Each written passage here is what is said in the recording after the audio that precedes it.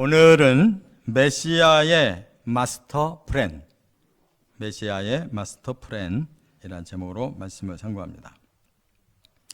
하나님께서 메시아를 보내셔서 종합 계획을 이루어 주시겠다, 이러한 계시의 말씀을 다윗에게 주신 건데, 하나님의 그 종합 계획이 뭐냐? 결국 우리 죄를 해결해 주시고 우리 저주를 풀어주시고 또 마지막에 구원자 예수 그리스도가 세상을 심판하시고 또 모든 구원받은 자들을 하늘로 올리셔서 영생과 영광을 주겠다는 이 종합계획인 줄 믿습니다.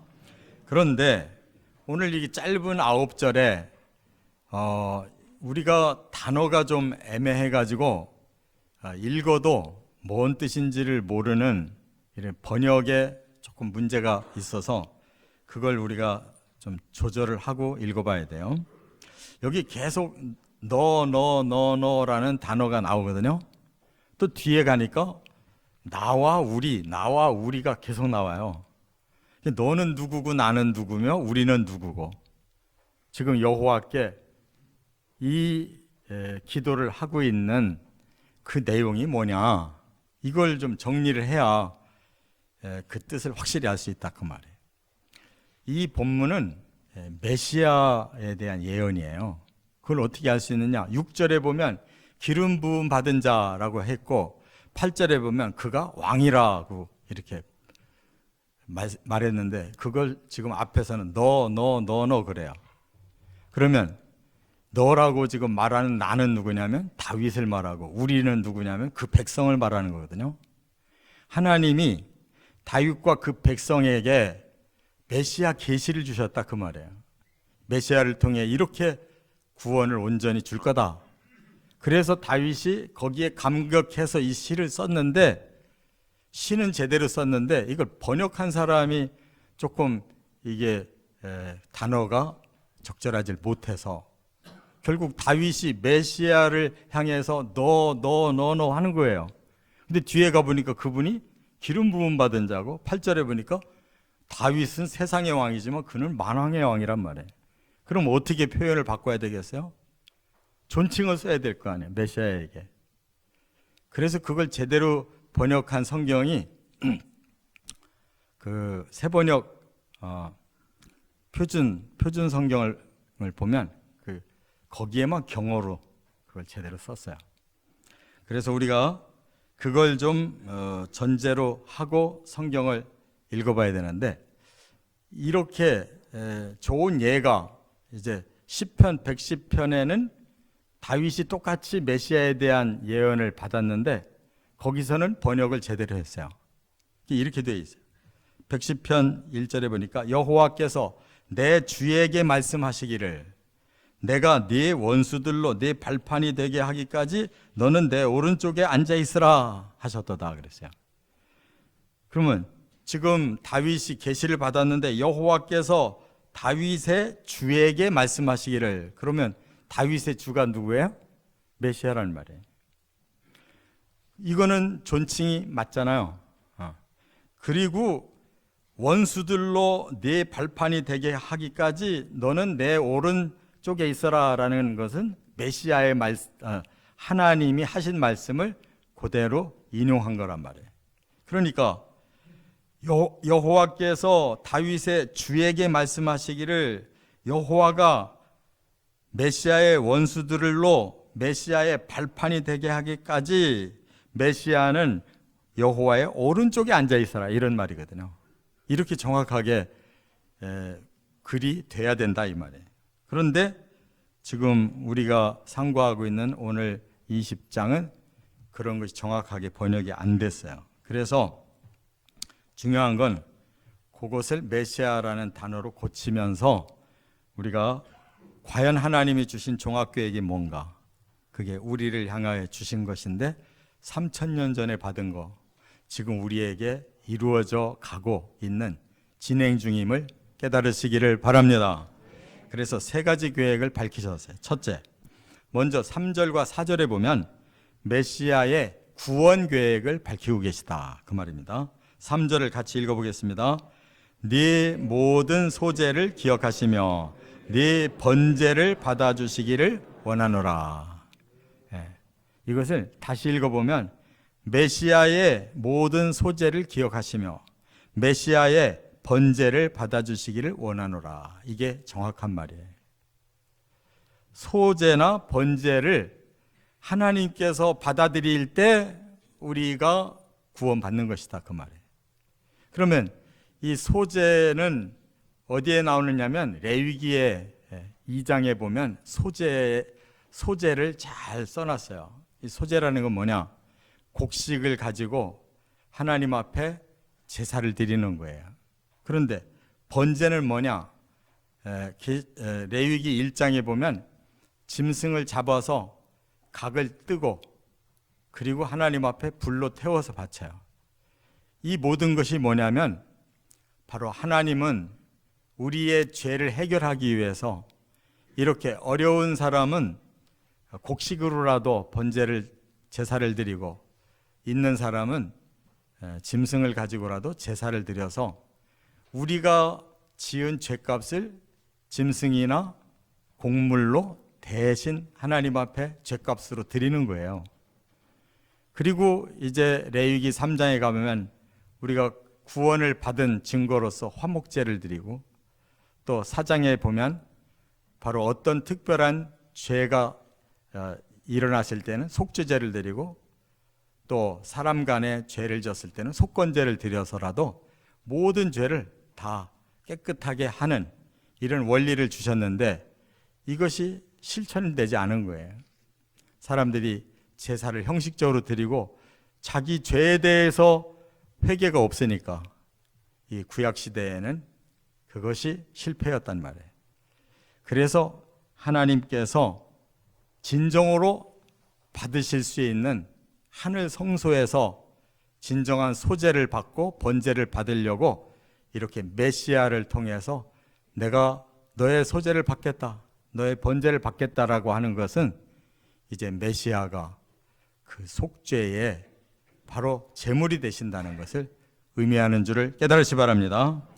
그래서 실제로 이제 그 메시아가 오셔서 그 일을 하신 것이 십자가로 대신 죽음으로 우리의 죄값을 예수님의 속죄로 다 하나님 받아들이셨고 또 그 결과 저주받은 사람들에게 저주를 풀기 위해 부활을 예수님이 먼저 하시고 똑같이 우리들에게도 그 부활을 약속하셨기 때문에 다시 오시는 날 우리가 예수님을 영접하면 부활체가 된다는 것이 바로 이 하나님이 주신 구원의 계획인 줄 믿으시 바랍니다.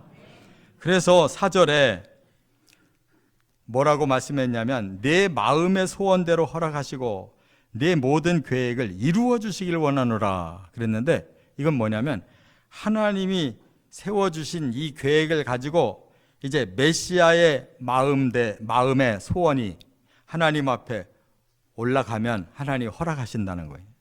또 메시아의 모든 계획을 하나님이 주셨는데 그걸 이루면 하나님도 그걸 이루어진 것으로 받아들이신다 그 말이에요. 그래서 예수님이 십자가를 지시고 부활하심으로 그걸 믿는 자마다 하나님이 우리의 죄가 해결되고 저주를 풀어주신다고 하는 약속이 성취되는 걸로 깨달으시 바랍니다. 이것이 바로 오늘 본문의 첫 번째 구원 계획이에요. 그 다음에 이제 두 번째 하나님의 계획이 뭐냐? 메시아를 통해서 심판 계획을 밝히셨다는 거예요. 1절과 2절에 먼저 1절을 한번 같이 읽어보겠습니다. 환난 날에 여호와께서 네게 응답하시고 야곱의 하나님의 이름이 너를 높이 드시며 이 말씀도 메시아를 통해서 악한 자들을 심판하고 또 메시아가 바로 그 의로운 백성들을 완전히 구원해 내신다라는 심판 계획을 지금 밝히셨다는 겁니다. 그렇기 때문에 그 디데이가 언제냐? 환난 때, 환난의 날에 여호와께서 메시아에게 응답 주신다. 그러면 그 메시아는 이 땅에 오셔서 심판을 이루신다는 거예요. 또 야곱의 하나님의 이름이 메시아를 높이 드신다. 심판의 주로서 메시아가 모든 악을 다 심판하고 그 환난 속에서 의로운 백성은 빼내서 구원을 완료시킨다. 이렇게 말씀을 미리 하셨다는 것을 깨달으시 바랍니다. 그렇기 때문에 이 말씀은 예수님도 마태복음 24장에 종말의 때에 인자가 다시 올 거다. 그런데 인자가 올 때에 한 사람은 들림받고 한 사람은 버림받을 거다. 이렇게 말씀했잖아요. 들림받을 사람은 구원받을 사람이에요. 버려둠을 당할 자는 이 지상에 내려오면 그들이 심판당할 거예요. 그래서 공중으로 재림하실 때 성도들을 구원하시는 거예요. 땅에 재림하시면 사탄으로부터 모든 악한 자를 처벌하시는 것이단 말이에요. 그것을 이제 하나님께서 환란의 디데이에 이루신다고 했는데 계시록에 가보니까 바로 7년 대환란을 중심으로 인해재앙, 나팔재앙, 대접재앙을 다 말씀하시고 있죠. 그 환란 속에서 바로 악한 자들을 차례대로 심판하셔서 멸망시키는 것이 바로 19장, 20장에 자세하게 소개했고 구원시키는 것이 21장, 22장에 자세하게 계시록에 소개되어서 바로 하나님의 이 심판과 구원 계획이 그렇게 진행된다는 것, 환난 때 반드시 이루어진다는 걸 이 말씀과 계시록과 마태복음을 통해서 확신하시기 바랍니다. 그래서 2절에는 하나님이 이 일을 위해서 메시아를 보냈기 때문에 성수에서 너를 도와주시고 하나님의 하늘 성수에서 메시아를 도와주신대요. 시온에서 너를 붙드시며 하나님의 나라 시온에서 바로 그 보내신 메시아를 붙들어 그 일을 완료하도록 도우신다는 거예요. 할렐루야. 이렇게 정확하게 예언이 돼 있는데 이거를 번역을 잘해야지 정확하게 알아들을 수 있지 않겠냐 그 말이에요. 그렇기 때문에 성령은 그럼 무엇을 하실 것이냐? 우리 구원받은 자들을 그날에 부활시켜서 하늘로 들림받아 올라갈 때까지 성령은 우리의 영혼 몸을 지켜주시고 우리가 그날에 예수님이 오실 때 공중에서 주를 영접할 수 있도록 우리의 영안을 밝히 열어주실 줄 믿습니다. 끝으로 세 번째 5절부터 9절까지는 메시아의 승리 계획을 밝히신 거예요. 최종 이 모든 구원과 심판의 이 역사를 메시아가 다 마무리 짓고 최후 승리를 우리 성도들에게 함께 주겠다는 거예요. 자, 5절을 같이 읽겠습니다. 우리가 너의 승리로 말미암아 계가를 부르며 우리 하나님의 이름으로 우리의 깃발을 세우리니 여호와께서 내 모든 기도를 이루어 주시기를 원하노라. 네. 자, 여기 보면 너의 승리로 말미암아 그랬어요. 여기 너가 누구라고 그랬어요? 메시아가 승리하시는 거예요. 그래서 계가를 부른다. 그건 뭐예요? 이 승리를 우리가 너무 기뻐하면서 하나님 앞에 모든 자들 앞에서 우리는 승리의 찬양을 부르게 될 줄 믿습니다. 또 우리 하나님의 이름으로 우리의 깃발을 세운다. 우리 힘으로 구원받은 게 아니죠. 바로 하나님이 보내신 메시아를 통해 우리가 구원과 승리를 거뒀기 때문에 하나님의 이름으로 깃발이 세워지는 거예요. 할렐루야. 또 여호와께서 내 모든 기도를 이루어 주시기를 원하노라 그랬는데 이 메시아가 우리를 위해 기도하셨기 때문에 겟세마네 동산에서 기도하시고 십자가 지셨기 때문에 우리의 구원이 메시아의 기도의 응답이다 그 말이에요. 할렐루야. 네. 이와 같이 하나님은 완벽한 종합계획 마스터 플랜을 메시아를 통해 이루어 주시기 때문에 우리는 이렇게 승리의 노래를 부르는 날이 온다는 것입니다. 그리고 6절에는 이제 드디어 그 비밀의 그 너라고 한 그분이 누군가를 밝혔는데 6절에 보니까 여호와께서 자기에게 기름 부음 받은 자를 구원하시는 줄 이제 내가 아노니. 기름 부음 받은 자를 하나님이 구원한다는 말은 구원받은 자를 통해 내 백성을 구원한다, 이런 뜻이에요. 그렇기 때문에 하나님께서 그의 오른손에 구원하는 힘으로, 그랬어요. 메시아의 오른손에 그 구원할 모든 힘과 권한을 다 주셨어요. 그리고 그의 거룩한 하늘에서 그에게 응답하시리로다. 거룩한 하나님께서 거룩한 하늘에 계시는데 그 모든 계획을 다 메시아를 통해 이루도록 하나님 응답 주신다, 그 말이에요. 그래서 우리도 예수님의 그 중보기도를 통해 우리는 그날까지 하나님의 백성으로 점점 성화되어 그 하나님의 나라에 들어가게 될 줄 믿습니다.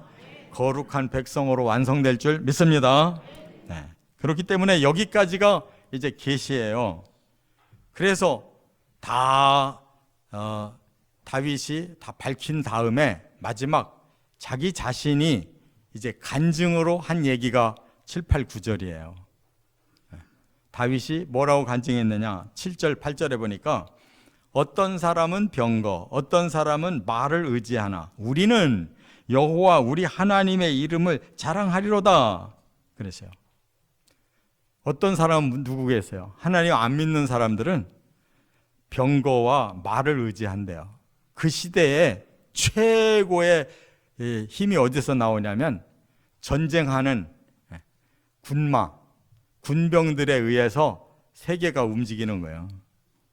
지금은 뭐라고 표현해야 되냐면 핵을 가진 자, 첨단의 미사일을 가진 자들이, 그리고 오늘날의 AI의 이 놀라운 인공지능을 가진 자들이 세상을 지배하려고 하잖아요. 그런데 그런 자들이 이기는 자가 아니라는 거예요. 8절에 그들은 비틀거리며 엎드러지고 우리는 일어나 바로 서도다.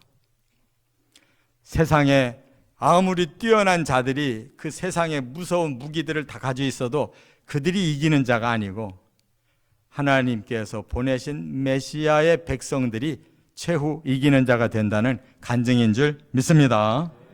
그리고 9절에 이제 마지막 기도를 하고 있어요. 뭐라고 기도했느냐? 여호와여 왕을 구하소서, 우리가 부를 때 우리에게 응답하소서 그랬어요. 여기 왕은 다윗이 아니에요. 다윗이 하나님 이 왕을 구원해 주소서 그런 얘기가 아니라고요. 그건 바로 앞에서 소개했던 메시아를 말하는 거예요. 그분은 만왕의 왕이기 때문에 하나님 이 메시아 만왕의 왕을 구원하소서, 우리가 부를 때 우리에게 최후 응답을 주옵소서 이렇게 말씀하는 거예요. 믿으십니까? 우리 예수님만 메시아시고 우리 예수님만 만왕의 왕이세요. 그래서 하나님이 그 만왕의 왕을 통해 우리를 구원하시고 우리에게 응답을 주시옵소서 그런 뜻이에요. 우리도 이렇게 기도해야 될 줄 믿습니다. 그랬더니 요한계시록에 이 상황을 환상으로 보여주셨어요. 사도 요한에게. 요한계시록 7장 9절에 이렇게 말씀을 했어요.